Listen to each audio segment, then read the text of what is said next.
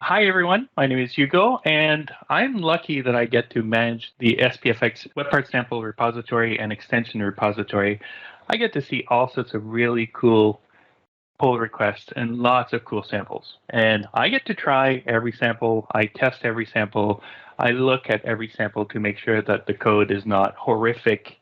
And you'd be surprised that we rarely have anything where we're like, oh, no, we can't show people that. That's just bad coding. All the samples we get are usually really awesome, and they always demonstrate a cool concept. Or sometimes, like some of the contributions that are made by the people on this call, we'll get samples that are full-on solutions that, hey, you could probably take it, package it, and deploy it to production. Now, let's just be clear that these samples are really intended to be just that. They're intended to be samples. They're not intended to be for you to just take them and put them in production. You can if you want to, but that's not the intent. And so because of that, one of the things that we try to do all the time is make it easy for you to get to the code really, really easily and get started using the samples. Now, here's the problem. With a lot of SPFX solutions, or pretty much all Node.js solutions, is that there's a few challenges. First of all, the GitHub repo that contains the samples is actually quite large. I can't remember how many samples we have, but we have a lot of samples.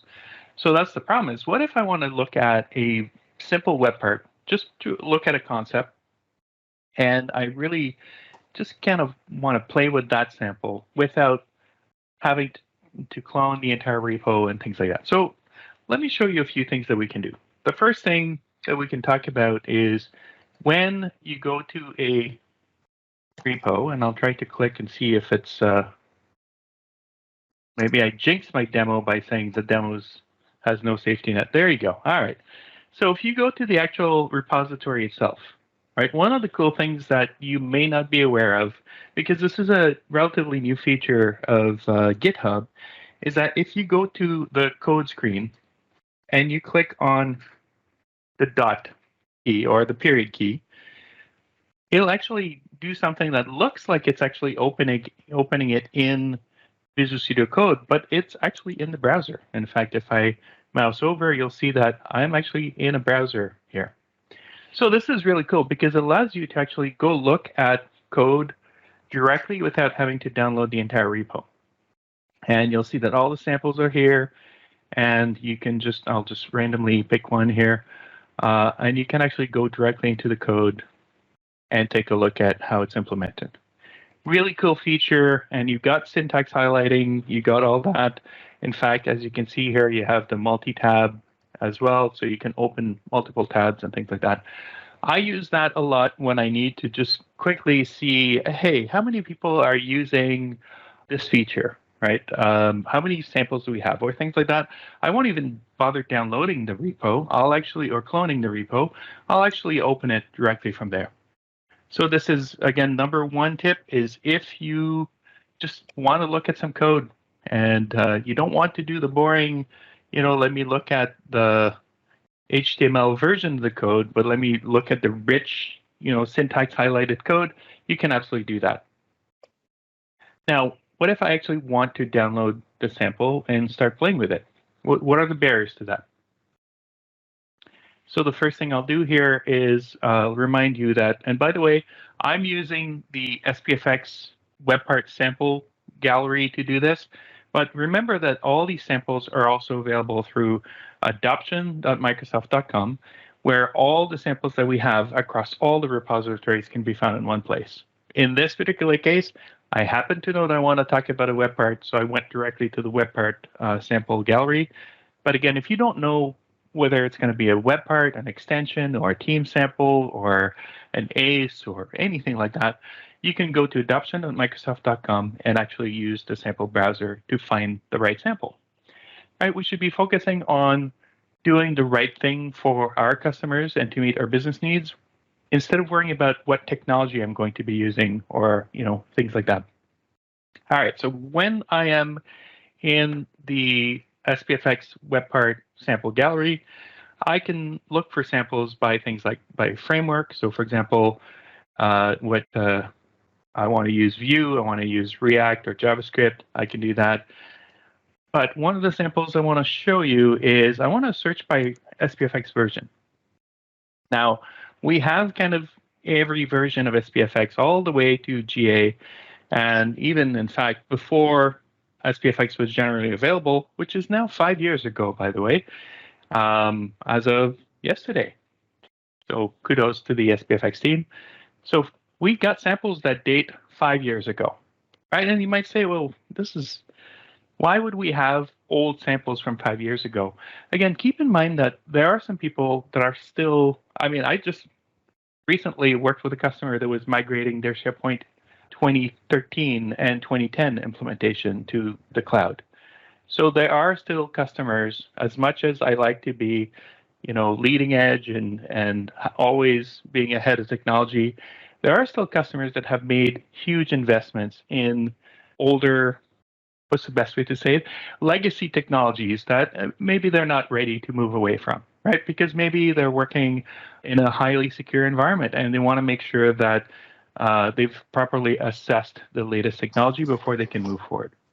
So when we have older samples, like the ones that are in SPFX 1.4 or earlier, just keep in mind that those are probably still relevant for a lot of our customers and a lot of your peers. So we're not ready quite yet to get rid of those old samples, but just keep in mind from your perspective that you might want to be using the latest version of the samples if you have the opportunity or the luxury of being able to be on the leading edge of technology. Now, here's the challenge. With every version of SPFX, we have potentially compatibility issues with which version of Node that it works with. And we have something called the SPFx Matrix, which I'm sure David is going to be posting a link to in the chat. But the SPFX Compatibility Matrix is something that tells you, here's what version of SPFX we're using, here's what version of Node it's compatible with, so that you can actually see, okay, well, what do I need to do for my infrastructure? Now, the other problem with that is that, well, what if I'm really cool and I get to work with SPFX 1.14, so my workstation, my development workstation is configured to run the latest version of Node that SPFX supports and all the cool stuff, the latest version of Gulp, but I need to find a sample that's maybe an older sample. So you can actually go do that. You can actually go find an older sample and you can download it. I'm going to go pick a sample that maybe not so old, but I just thought it was cute, so I figured I'd use that. So if I look for a sample called Parker, because, Parker is our mascot. So we have a sample by Adam here. I actually think that was Adam's first sample that he contributed. So Adam, if you're on the call, feel free to correct me.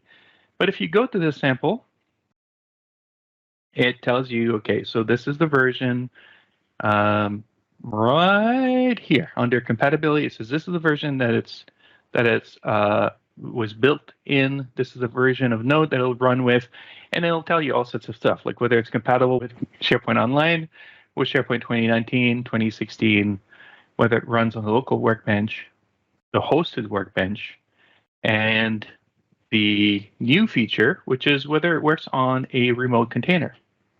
Now, if you don't know what a remote container is the ability for you to say, I'm going to package all the dependencies and all the things that makes up the environment that I need to be able to build this web part. I'm going to package that with the code itself. And then that container can actually be hosted on your machine if you use something like Docker for desktop, or you can actually move it to the cloud using all sorts of fun technologies like Kubernetes or CodeWare. I can't remember what it's called in GitHub now. Workspaces, Codespaces. I think that's what it's called.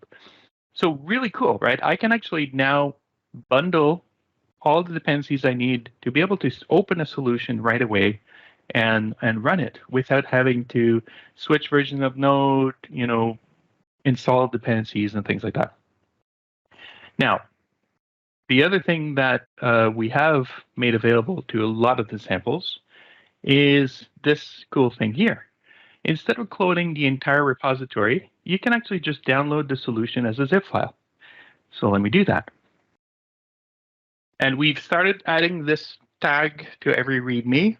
It's not quite available in every single sample, but again, we're adding them. And keep in mind that every time we make changes like this, we try to test every single change. And when you have close to, well, I think in total we have close to 900 samples across all the repositories, you can imagine the effort and the amount of time that's involved in implementing these features. But if I take this zip file now that's downloaded for me, and if I actually kind of move it where you can see it, you'll actually see that this is not the entire GitHub repo. This is only the sample. This is the stuff you need to run this. So let me extract it. And it insists on putting all my windows to the next screen here. So let me just put this to my SPFx folder. And let me remove the extra space. So here, I'm going to extract this to find Parker. All right. Now, I happen to have a command line that I opened. Let's see. So if I go to cd sample, what is it called again? React find Parker, React find Parker. Oh, all right. I'll do it this way. I'll just do, this is a trick that David Warner taught me, is if I type command from here, I actually will launch the command prompt right into this folder. But wait, if you order now, if you type code space dot, you can also launch, of course, it'll launch it in a different window, but you can actually launch the window itself or the Visual Studio Code into a new window. So again, if you had been downloading the repo, even though I'm typing really slow right now, you would still be waiting for the repo to be cloning. We already have the sample downloaded. We already have it opened. And, you know, there's a little something missing here because right now, this version of the sample is actually running on a completely different version of SPFX that I have currently running in my machine and a different version of Node. So something that we've added, and I've already demoed this a couple of weeks ago, I think, but something that we've added to 99% of all the samples that we have in the SPFX samples is a dev container. And if you're wondering, you know, how do I know if it's compatible with containers? Again, the README will tell you that we've already tested it in a container. The other thing that you'll see is I have a dev container folder here that contains the definition for my container. And now on my machine, I happen to have Docker for desktop installed. So all I should be able to do, and by the way, I also have an extension that is called remote containers. So it's a Visual Studio Code extension that I've got installed on my machine. And it adds this cool functionality of if it detects a container, and you may have seen it when I first opened the solution, it actually prompted me to reopen it in a container. If you miss the opportunity to do that, you can just say reopen in container. And what should happen if the demo gods are with me, we should be able to see that it'll actually launch the same solution that I opened on my local desktop in a remote container.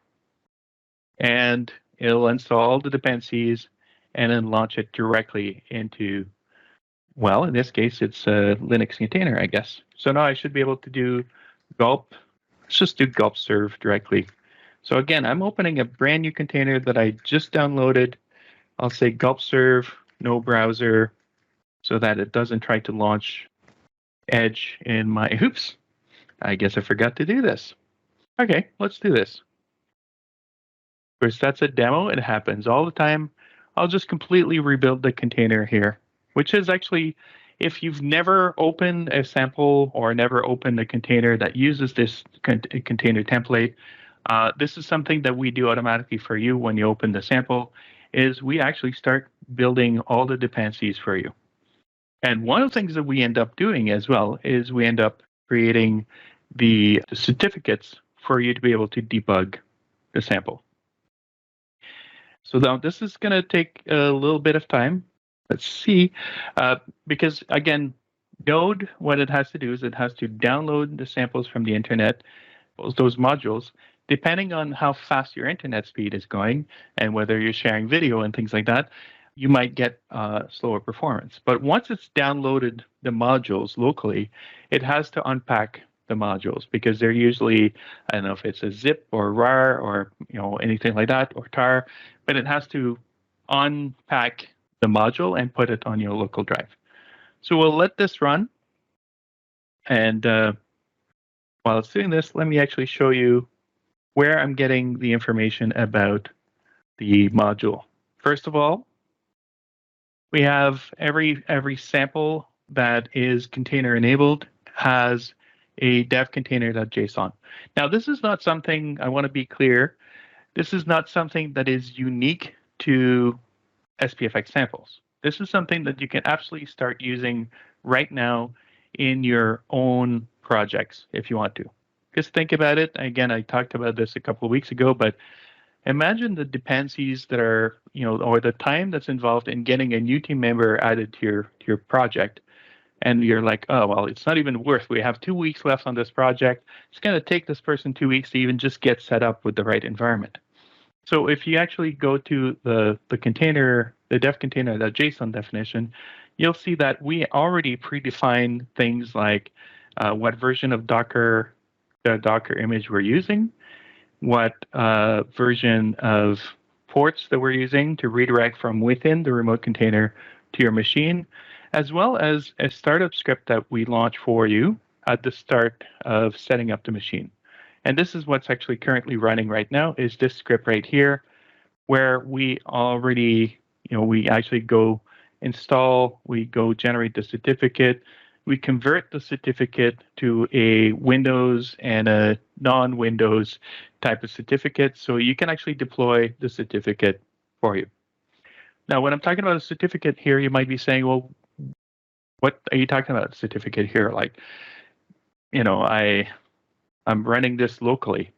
Yes, right? When you're debugging, if you're debugging the solution, you're going to be debugging the code in, well, if you're not using remote containers, you're running it on your local machine.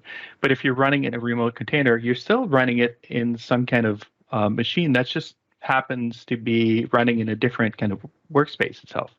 Instead of being in Windows, it's in Linux. But when you go to the hosted workbench, one of the things that you'll see is it'll actually try to go to your local host and try to go get the manifest.js for your sample so that it can actually run your web part in the workbench, but also serve the code from that JS file. And because, we want to make sure that we're safe with everything we do, we actually use an SSL certificate that is issued for your machine so that we can go back and forth between the cloud, the hosted workbench, to your local machine without issues. And that's why we do this the first time that you open the machine. Now, again, you can see that this is taking a long time, and that's one of the reasons why we set up the remote containers so that when you open a container the first time, if you've never kind of used this container image, we'll actually set up this for you. If you just reopen an existing container that you've opened before, for maybe a sample you've reopened before, you won't have to do this again. Of course, unless you're trying to do a demo about it, then you might have to do it again. All right, so if we look at the extension here that we're using for this, so remote containers, so it'll actually tell you all the requirements that you have here is you need to actually have a Docker container, and it should actually show you in the instructions here the prerequisites that you need, and then how to use remote development here. Now, I like to, of course, I use Windows machine because this machine was provided to me by Microsoft. But there is a step-by-step tutorial that you can use if you're not sure how to use remote development in containers outside of samples. This is huge because, again, I actually when I process all the pull requests, instead of, because what I used to do before is I used to switch back and forth between versions of nodes and reconfigure my machine and use node version manager. I always forget my acronyms. NVM, node version manager. All right, so if you take a look at this is actually exactly what we started with to actually build the thing. All right, so let's go back to our sample here. Look at that. It's generating a certificate for me. And I want to show you as it's doing this, that generating the certificate should create new files in the package, in the solution. Now, the one thing that we do when we generate those, this CER and the PM certificates, we install them in the dev container and we remove those images or those files from the Git, or we add it to the Git ignore, because we don't ever want to check in our certificates to a source code, obviously. So here I've added the SCR and the PM. And if I say done here, and I reopen the terminal, and the demo guides are with me, obviously, now I should be able to just say gulp serve. No browser. I've got a few more minutes to get this going. I think we can make it happen. And again, if I was just cloning a repo, I'd probably still be cloning the repo by now. All right, so what I can do with the certificate here is I can actually just go and download the certificate. Now you might say, wait a minute, why are you downloading the certificate? Why are you downloading the certificate? This is on your machine. Remember that as far as Visual Studio Code is concerned, this container is a remote container. It's a completely separate machine. And in fact, as we're evolving this feature, you might actually not be running this on your machine. It might be a hosted remote container somewhere in the cloud.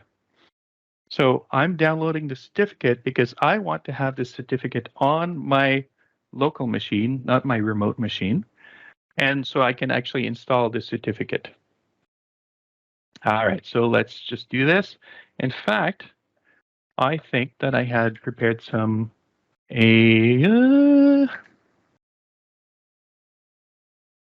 in my downloads, I should have just the certificate file, the sample code, and oops, I forgot I had left my Death Star plans here. All right, so one of the things that I can do here is I could right-click on the certificate, say install, but because I'm the world's laziest developer, I like to use a command line that my friend Don Kirkham created for me, where I can actually just add the certificate to my local machine. So there you go. And then last minute of this demo, if everything goes well, let's go to my workbench. Let me refresh the workbench. Now, I might get a warning like this. And that's because, again, if we look at the network traffic here, where's my network?